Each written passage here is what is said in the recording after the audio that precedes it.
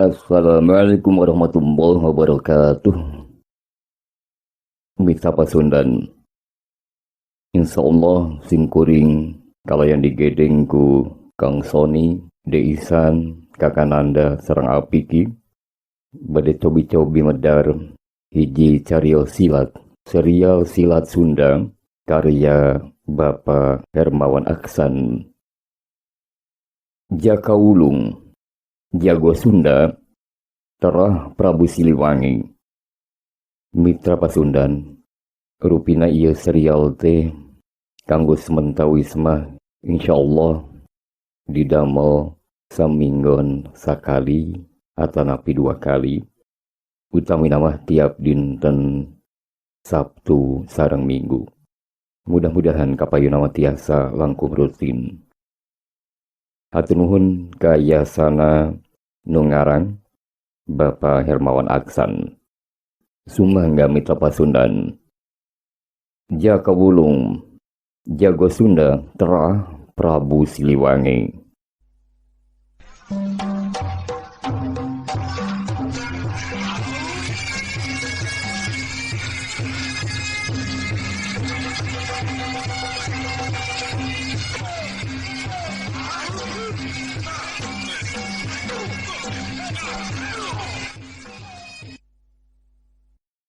Mitra Sundan mulia, sumangga wang cobi teraskeun deui serial dongeng Sunda Jaka Wulung, Jawara Sakti Terah Prabu Siliwangi.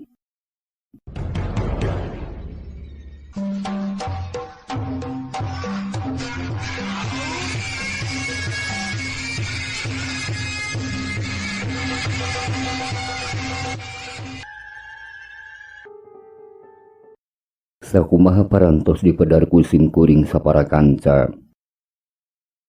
Wireh Kikharta alias Resi Darmakusuma. Dina awal padungdung nama sasatna dirempug atau diraponan ku 5 jawara sepuh sakti tangguh-tangguh. Nu elmu pangaweruh maranehna teh hese pikeun ditaker sakumaha kahebatanana. Lawan nu kahiji nyaeta Ki Wira alias si Petut Sakti. Lawan kadua nyaeta si Brahala alias Buta Sakti ti wewengkon sagara anak. Lawan katilu Nyi Purwanti alias si Racun Sakti. Lawan kaopat jeung kalima mitra nyaeta Sapasang Dadali ti wewengkon Palabuhan Ratu. Nu mangrupa pasangan jawara awewe jeung lalaki nu sakti mandraguna. Kacaturkeun sanggeus datangna muridna nyaeta Jaka Wulung. Kikarta teh ngan ngalawanan 3 jawara sakti nyaeta Nyi Purwanti jeung Sapasang Dadali ti Palabuhan Ratu. Sedengkeun Jaka Wulung sorangan manehna teh ditarajang ku 2 jawara kasepuhan nu nalah Ki Wira jeung si Brahala. Atuh mitra Sunda, ijen padungdung teh durder deui di wewengkon Pasir Sagara. Ki Warimah Resi Darmakusuma jeung Jaka Wulung teh silih deudel, silih bantuan dina raraganyang hareupan 5 urang sakti nu tadi mah ngarempug ka Kikarta wungkul.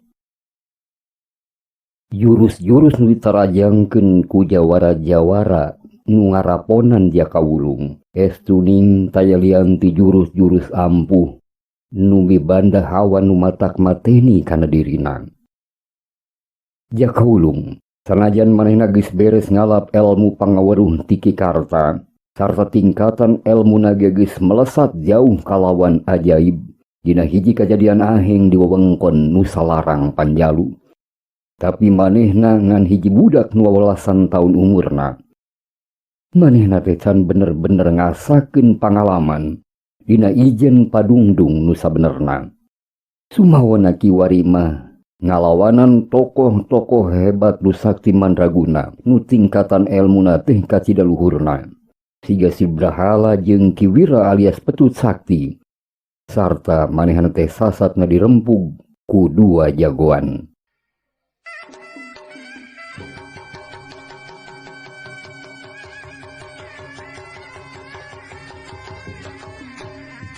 Atuh atra pisan kabireungna yen posisi Jakawulung sagancangna kadesek rongkah ku lawan-lawana. Manehana ngan bisa ngagiwar kaditu kadieu jeung luncat kaditu kadieu bari nyepeskeun setiap jurus-jurus panarajang tokoh basisir pakidulan jeung tokoh basisir pakaleran. Eta kaayaan tetangtu maksa Kikarta sakali-kali mah manehna teh ngadeukeutan wates kurilingna bitotama antara Jakawulung jeung dua urang lawana. Kadang-kadang oge inyana bisa oge ngabantuan muridna nyaeta ku cara ngabendung panarajang ti Sibrahala jeung Kiwira. Memang Jakawulung teh sabaraha kali entragan manehna teu bisa ngahindarkeun diri tina panarajang jurus-jurus lawan-lawana. Papakeana geus rarangsak ku tungtung keris Kiwira. Kulit kekemplongna malah ka garis manjang kurang leuwih sajengkal. Jeung tetela tungtung keris Kiwira oge ngabogaan racun nu kacida matak matenina. Memang kacida telangesna manusa-manusa ti golongan hideung. Tapi boh Ki Karta pon kitu deui Jakawulung. Marahna teu unggut kalinduan teu gedag kaanginan. Tetep tarung lir ibarat maung. Maranehna teu kenal kecap serah bongkokan ka musuh-musuhna. Guru jeung murid teh sarua pada ngawatek ilmu andelan duluhurna, gulung maung.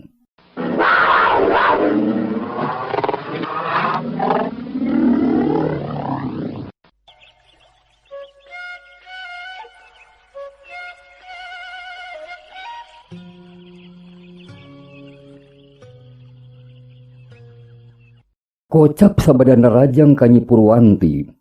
Posisi Resi Darmakusumah jadi rada muka oge. Kuda-kudana pajengjar, tanagana ampir kakuras dina narajangkeun jurus-jurusna tadi. Manehna geus ngagunakeun tanaga nu lumayan rosa. Sacara pilih genti, tungtung pedang sapasang dadali ti Palabuhan Ratu.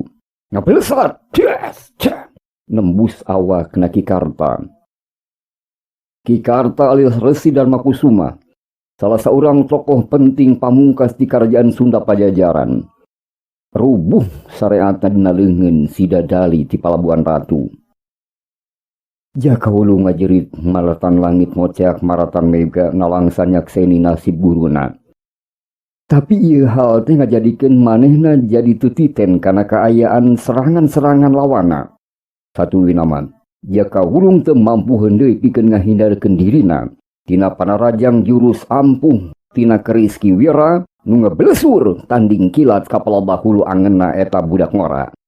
Bian! Belesat! Keris kulawu nu ditarajangkeun ku Kiwira nojo ka palabahulu angeun Jakawulung.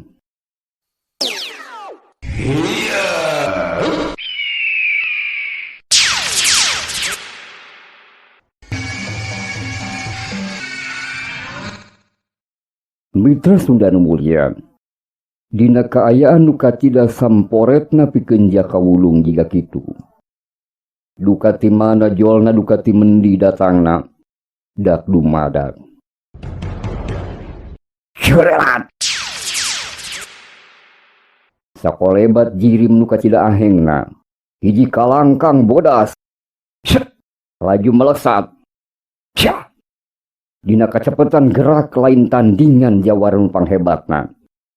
Laju nyamber awak Jakawulung kitu deui Kikarta sajorela tindak. Cep! Ya! Satuluyna mah curelat. Ceng! Siap! Cep! Ngacurelat. Leungit tanpa lebih hilang tanpa karena lir haseup ngebul katebak angin puyuh lilinduan. Sirna dina rembetan kakayon saliara pileuweungan kuloneun saung Kikarta.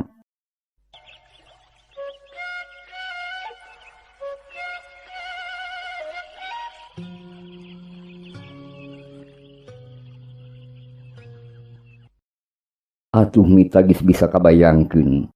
Sakabeh manusa nu aya di dinya siga nu disirep kasima heran bin hemeng.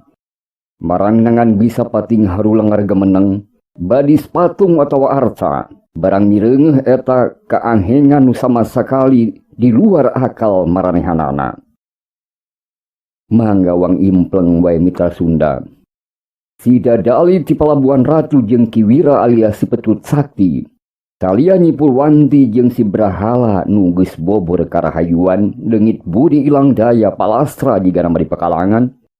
Maranehna sama sekali teu bisa nitenan kolebatna jirim bodas nu nyalametkeun Ki Karta jeung Jakawulung.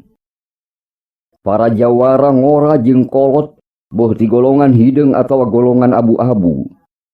Siga si Dadali Palabuhan Ratu teu reureuh gogodeg turta cruk crek bakat ku heran. Saha atuh inyana teh nu geus andon suka bebela nyalametkeun Ki Karta jeung Jakawulung. Saha eta teh jirimna? Manusa atau malaikat? Kitu deui Ki Jayeng Sagara. Hiji jawara nu meureun bisa disebutkeun ti golongan bodas manehna mah. Manehna teh kacida hemengna ninggal eta kajadian. Ceuk pamikirna, lamun nya manusa, nah bet aya oge manusa nu elmu silatna jeung kanuragan puluhan tikel luhureun maranehanana. Nu maranehanana teh boh Ki Wira sapasang dadil ti Palabuhan Ratu. Oge Ki Jayeng Sagara jeung nuliana jawara-jawara ngora saperti Mahesa Geni. Mangrupa jawara-jawara hebat nu kakoncara sudah tanding. Boh di wewengkon Pakaleran atawa di wewengkon Pakidulan. Jeung nah bener yen di ieu alam dunya aya hiji jalma nu mibanda kacepetan gerak nu sakitu ahengna. Estu mata hareugeun sarerea. Sababaraha jongjonan masa kabeh jawara ti golongan jawara-jawara kolot atawa kasepuhan. Oge ti golongan jawara-jawara ngora siga Mahesa Geni, Nyi Sekar Ayu jeung Buta Kembar ti sagara anakan. Oge Ki Jayeng Sagara. Maranehna teh sajongjonan mah pada hemeng ngajegana rangtung di eta wengkon teu gubat ingkah ti eta patempatan. Teu lila kapireng sora Ki Jayeng Sagara siga meupuskeun eta wengkon. Kidulur, maranehna ditulungan ku hiji jawara nu teu bisa dikira-kirakeun kumaha kahebatan elmu kasaktianana. Ceuk kaula, yen ieu teh mangrupa hiji hal nu matak ngabalukarkeun yen dina perkara Ki Karta alias Resi Darmakusuma lain hiji pasoalan nu gampang bae rengse. Maksud kisilah naon? Si Dadali lalakina tumanya ka Ki Jayeng Sagara. Maksud kula, yen eta budak utama mah nu nolah Jakawulung. Oge Ki Karta meureun duanana bisa disalametkeun ku eta tangtungan jirim nu hebat kacida. Ceuk pamanggih kaula. Dulu-dulu tamana mah nu ngaraponan eta dua jawara, Ki Karta jeung Jakawulung. Sing pada iatna utamana mah nu ngabogaan dosa nu panggedena dina raraganan dasa ka Ki Karta. Meureun saderek kidulur sapasang Dadali. Wayahna sarampean kabeh kudu iatna hati-hati cing carincing pageuh kancing sing saringset pageuh iket lantaran Jakawulung pasti bakal malas pati kasampean duaan.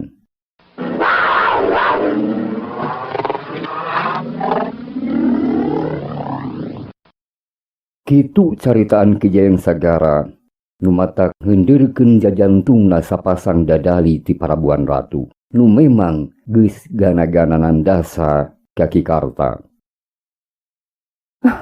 Bila perkara eta mah kuring duaan siap pikeun bitutama ngalawanan jalma-jalma nu deuk malus pati ku ayana nandasa Ki Karta.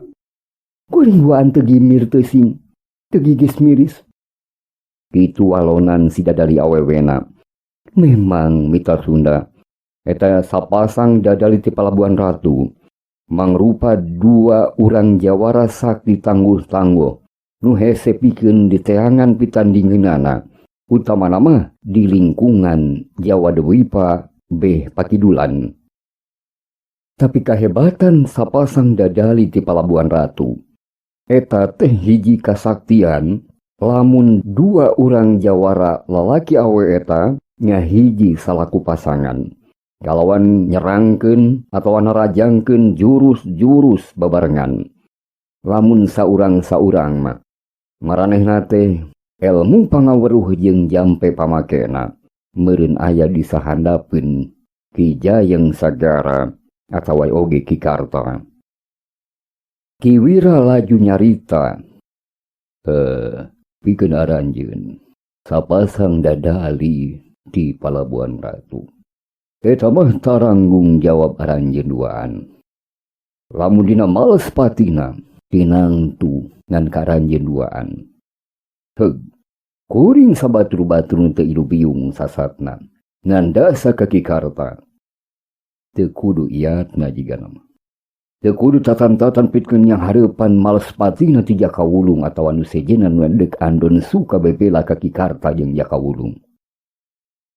Kitu pamanggihna Ki Wira alias Petut Sakti. Tapi hal eta teh gancang ditempas ku Ki Jayeng Sagara. Pasepuhan. Cek pamanggih kuring. Sing saha bae nu ilu biung dina ijen patutunggalan di ieu patempatan. Boh nu ngaraponan Ki Karta alias Resi Darmakusuma. Oge nu ngaraponan budak ngora alias Jakawulung. Kahade. Sing iatna, sing ati-ati. Sing siap sajaga. Bikin ada goan malas patina ti pihak Ki Karta atau Jakawulung. Kitu teh kaula. Kaula lain teu sono. Kaula deuk indit teh heula. Geus kitu mah mitra corelateng los.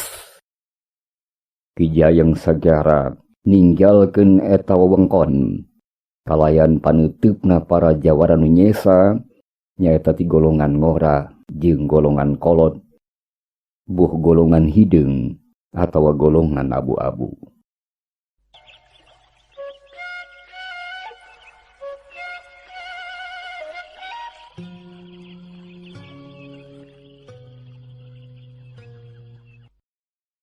Mitra Sunda nu mulia. Tanggeus Ki Jayeng Sagara ninggalkeun eta patempatan. Teu lila Ki Wira oge manehna pamit kanu araya di dinya. Yen manehna deuk nyusul Ki Jayeng Sagara ka palebah nu beda nyaeta ka wewengkon Pakidulan. Corelateng los. Ki Wira alias Petut Sakti oge ninggalkeun eta patempatan.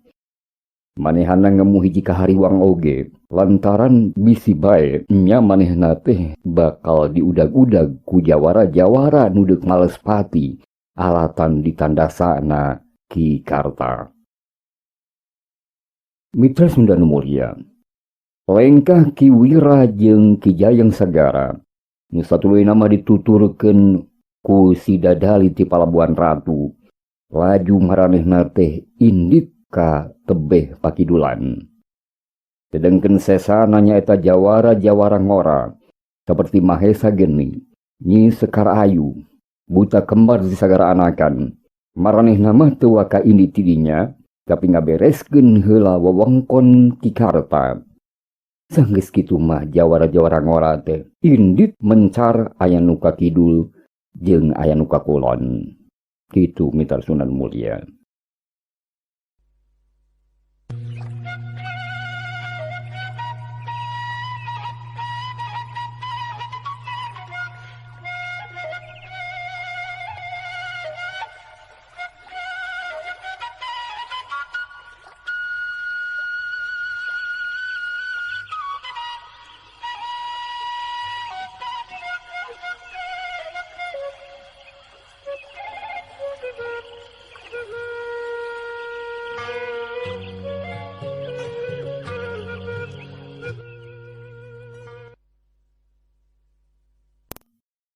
Mitra Sunda mulia. Sanggeus kitu mah pademukan Resi Dharma Kusuma alias Ki Karta teh balik deui ka asal jadi sepi jempling, rehe combrek. Angin ngahiliwir ngadalingding, nebak kana tatangkala nu patinjeleg-jeg di wewengkon padepokan Ki Karta. Nu nyesa jalma-jalma dinya teh nyaeta para jawara ngora, nu teu bisa gancang-gancang nyieunkeun kaanehan. Aneh bin ajaib, nu kumaranehna kabireungeuh dina mangsa-mangsa pamungkas padungdung. Sumangga mitawang kantunkeun wewengkon Ki Karta nu geus sepi jempling deui. Kacaturkeun di hiji wewengkon liana, wilayah Gunung Sepuh, atawa ku urang panginten kantos di uninga disebat oge Gunung Patuha. Mangrupa hiji wilayah nu simpe pisan kaayaanana, ngan saukur hiliwirna angin nu lumayan tarikna niupan beungeut kawah nu warnana teh bodas nyaca semu-semu hejo. Di dinya teh aya hiji dedegan di suku gunung, ngabedega ngalingakeun pagunungan. Eta dedegan teh hiji pamuda nu tetela Jakawulung. Nu manehna teh geus hasil disalametkeun ku hiji jirim nu kacida ahengna. Jiga nama geus jag-jag meusan. Manehanana neuteub ka palobah ponclot Gunung Patuha, bangun ngarasa heran. Manehna ngarasa yen geus kungsi oge disalametkeun bareto tina jungkrang nulung kawing. Satuluyna mah manehna jadi muridna eta kasepuhan aheng nu neulah Resi Dharma Kusuma. Nu antukna kanyahoan eta ngaran sabenerna teh ku Jakawulung. Nu saacana mah manehna ngan wawuh ku sesebutan Ki Karta anu ngaliwatan hiji jalan nu kacida ahengna. Kiwari pikeun ngadua kalian jigana. Jakawulung geus hasil disalametkeun ku saurang kasepuhan liana nu teu eleh dina kaahenganana. Lalaunan angin leutik ngahiliwir siga ngageberan awakna eta pamuda. Jakawulung laju ngaliuk. Kasepuhan nu matak piheraneun teh keur ngabedegan nangtung. Bari ngaranggem kitab lontar dina leungeun katuhuna. Eta kasepuhan teh lamun ditengetan, rambutna, halisna, kumisna, turta janggotna eta lalaki geus bodas kabeh. Warna jubahna oge bodas sanajan geus muku leuheuh. Gurat-gurat dina raraina nuduhkeun umurna. Ceuk pangjudi Jakawulung mah geus pasti sakurang-kurangna eta kasepuhan teh 20 tahunan leuwih kolot dibandingkeun jeung Resi Dharma Kusuma. Lalaunan Jakawulung ngagerendeng. Resi, mugi anjeun kenging katentreman di ditu Resi. Kukuring murid anjeun didoakeun Resi. Sorot panon eta kasepuhan seukeut neuteub ka palebah Jakawulung. Tapi karasana teh bangun matak iuh dina dadana eta pemuda. Jakawulung raju rengkuh kalayan pinuh hormat ka eta kasepuhan, laju tumanya ka eta dirim. Aki, wilujeng enjing, wilujeng sumping, aki nu kalintang dihormatna ku simkuring. Kasep, incu aki, heug bager. Syukur hidup geus jag-jag waringkas geus mungkin cager. Yeuh, kasep. Ihwal racun nu nyaliara dina aliran getih hidup eta kacida rongkah jeung kuatna. Saupama aki lahir datang, bigana mah hidup teh moal kapulu kasep. Kitu ceuk eta kasepuhan. Hatur sewu nuhun aki. Kupitulung aki. Jakawulung rengkuh ka eta kasepuhan. Ya, Kasep. Tah. Ieu tengetan. Ieu Aki mangmawakeun salah sahiji kitab pusaka. Kitab pusaka Aki. Kitab pusaka ieu teh nya. Kitab pusaka nu untung bae ku Aki bisa disalametkeun ti padumukan guru hidup Ki Karta. Nah, Aki mepeujehan ka hidup. Sok, hidup geura diajar, geura ngalap ilmu tina ieu kitab pusaka. Hidup teh teu pangjudi Aki ngabogaan hiji bakat nu arang langka dipibanda ku balarea. Rupina simkuring prayogi bingbingan teras-terasan ku pangarsa Aki marawi. Kasep. Ieu kitab mangrupa sumber tina pelajaran nu kun Kasep teh kudu diasakeun. Hidup teu perlu dibimbing ku Aki. Hidup sorangan bakal mampu ngalap ilmu tina ieu kitab pusaka. Kumaha upami simkuring mendak kasulitan atanapi teu tiasa maraktekeun sadaya runtuyan ieu ilmu nu aya dina kitab ki. Jaka wulung kerung bari laju tumanya. Ulah hariwang, ulah heuncewang. Ye, Aki dumuk teh teu pati jauh ti dieu. Engke mah sakali-kali Aki deuk nganjang ka hidupnya. Sasatna deuk nalingakeun kamajuan hidup dina raraga ngawasa ieu kitab pusaka. Sumuhun Ki. Mangga upami kitu mah Ki.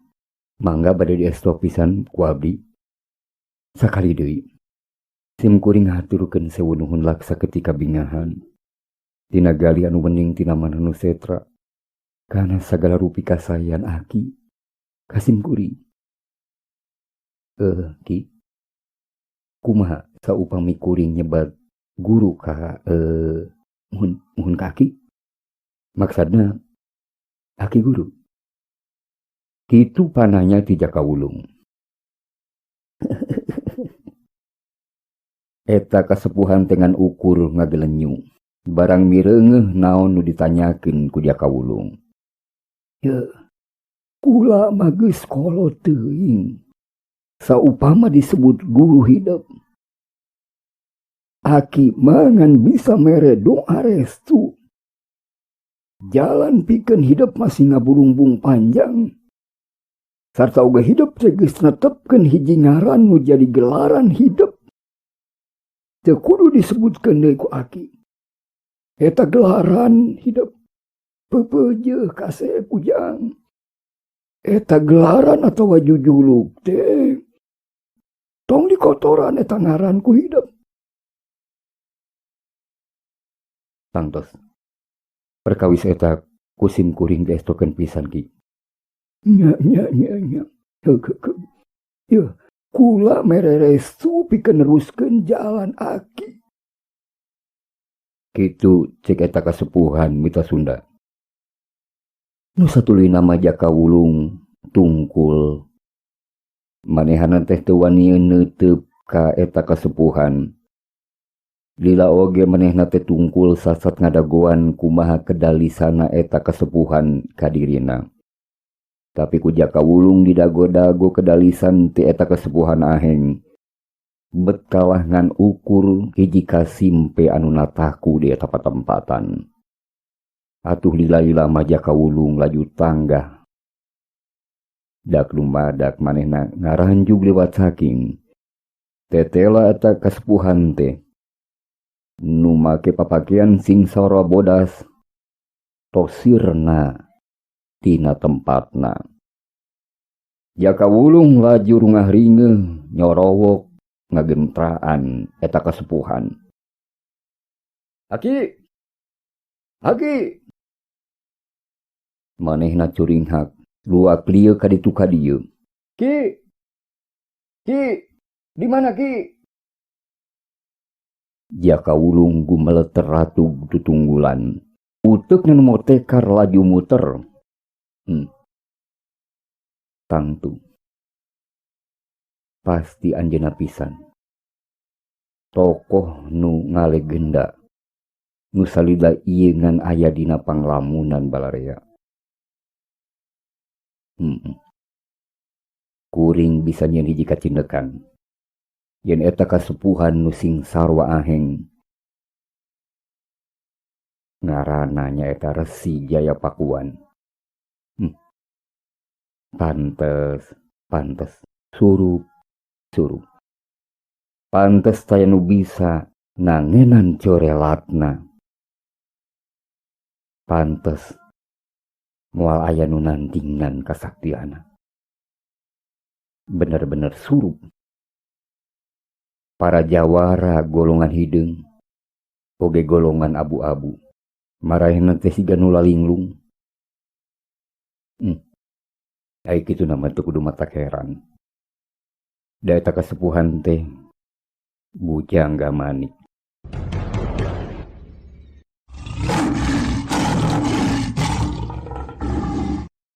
Kitu ceuk gerendengna Jaka Wulung. Memang wita Sunda inyana teh Resi Jayapakuan. Nu neulah ku panggentra Bujangga Manik. Hiji tokoh kasepuhan nu sakti manggulang-mangguling. Sudah tanding di Nusantara mitra.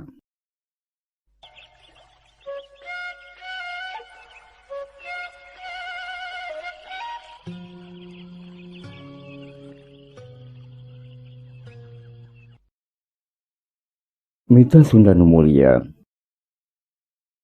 Jajakan nulir teu sanak teu kadang. Jaka Wulung sabara jongjonan mah ngahuleng ngaragemeneng.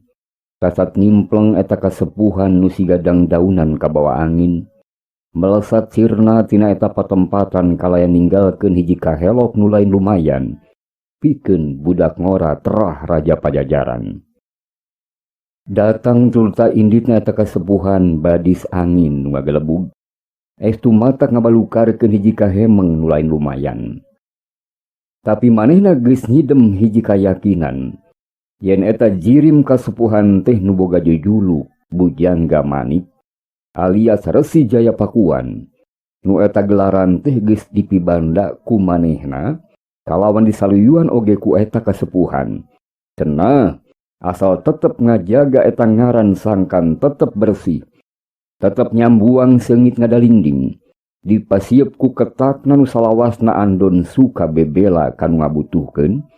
Tegesna bisa satekah pola ngajegkeun bebeneran tulsa keadilan di mana bae tempatna. Saterusna mah Jaka Wulung laju ngalieu ka palebah pagunungan. Kumanehanana diteuteup bari diuk cindekul ka kawah bodas nu semu hejo di pontlot Gunung Sepuh.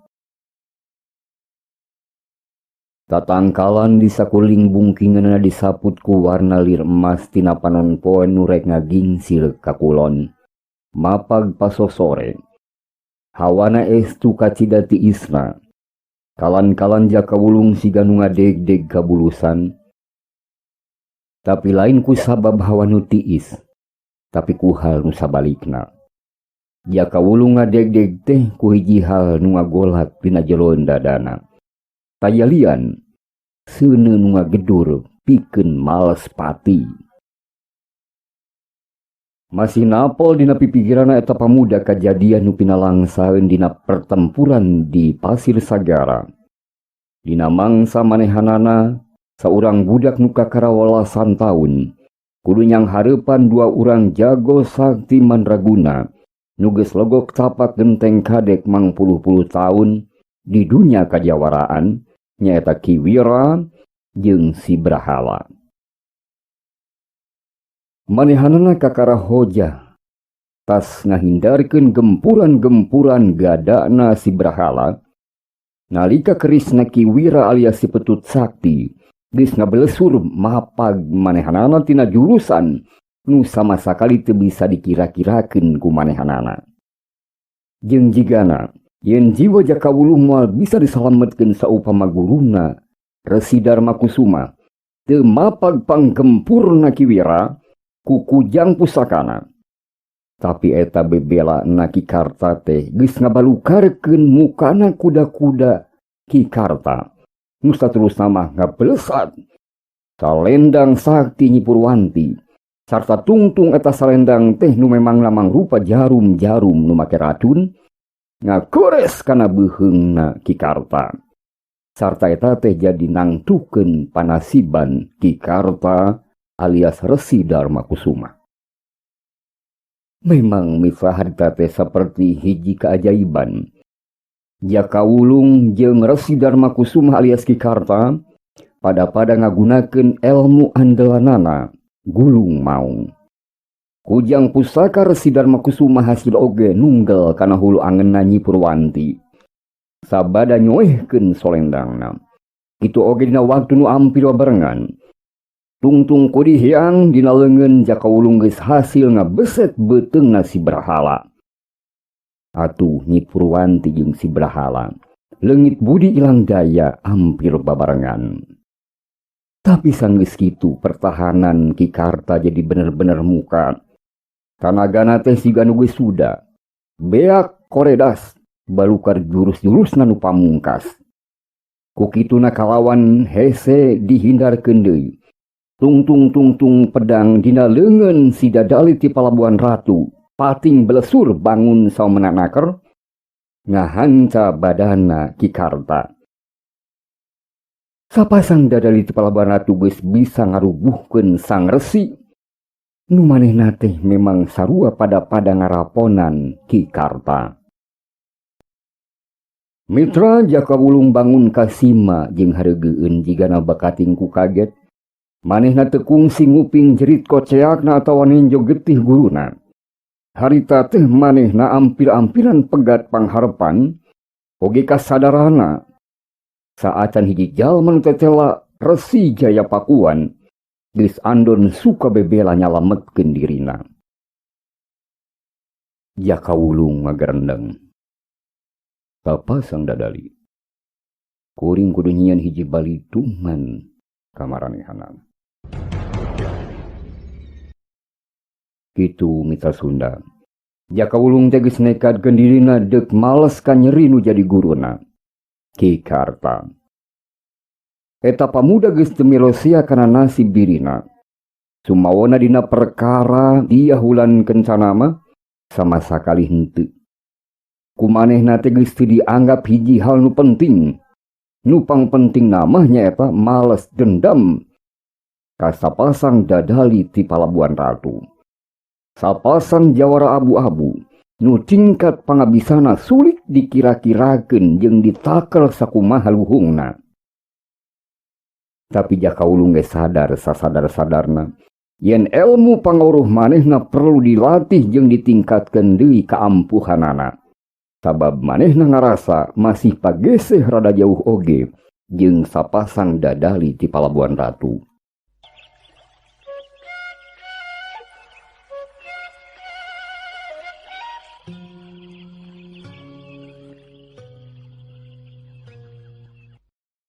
Mitra Sunda nu dimuliakeun ku Allah. Kocap di wewengkon Gunung Sepuh tempat bumetlahna Jakawulung. Harita teh panon poe geus rek lingsir ngulon. Geus mengok ka kulon di satukangeun parentulna salah sahiji pontlot Gunung Sepuh. Nganyesakeun warna layung nu hibar sarta hawa ge karasana teh mingkin tiis. Tapi Jakawulung kalah kah muka bajuna. Seolah-olah nembongkeun dedeganana nu beuki sembada. Lalaunan eta pamuda teh narik napas. Seolah-olah rek nyeusup sakabeh hawa di sabudeureunana kana dadana. Beureum panonna dipeureumkeun sabara jongjonan. Seolah-olah ngarasakeun rasa nu haneut nu sacara lalaunan mimiti ngeusian bagian dadana. Kalawan ingetanana luar biasa. Unggal poe Jakawulung ngalatih deui kalayan soson-soson jurus-jurus nu geus diwiridkeun ka manehanana tina kitab-kitab pangwaris ti Resi Jayapakuan. Memang mitra, Jakawulung teh bener-bener hiji pamuda nu memang menang hiji kauntungan nu pohara. Sasat kabiluyungan dibere kitab-kitab pusaka kerajaan Pajajaran nu luhur pisan ajenna. Sumawana deui Jakawulung teteh tela teu sorangan dina ningkatkeun pangabisana. Sabab harita ge digedeng ku sang resi nu tayalian Bujangga Manik. Jakawulung digembleng langsung ku Bujangga Manik. Jawara nu sakti manggulang mangguling nu geus mangpuluh-puluh taun, mungkin oge kira-kira setengah abad sirna tina ramena alam dunya. Jawara anu kasohor ku ngaran Bujangga Manik alias Resi Jayapakuan nu hese tandingna atawa taya tandingna di wewengkon Jawa Dwipa mitra.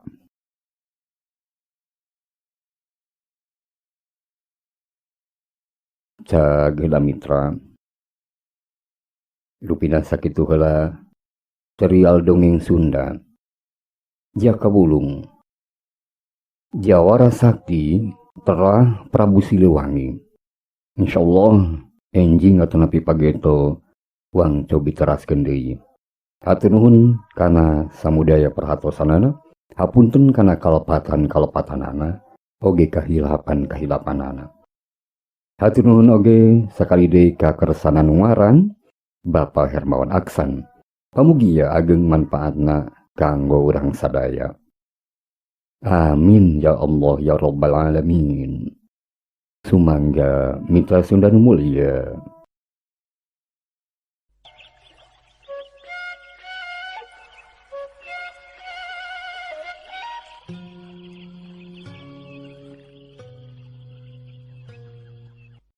Mitra Pasundan, cageula rupina sakitu heula mitra.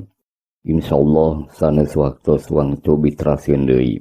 Serial Silat Sunda karya Bapak Hermawan Aksan, kawayan naskah Sunda ku Kang Soni Maulana sareng Kang Asep.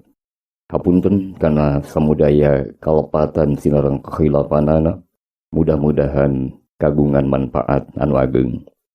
Sumangga mitra. Wassalamualaikum warahmatullahi wabarakatuh.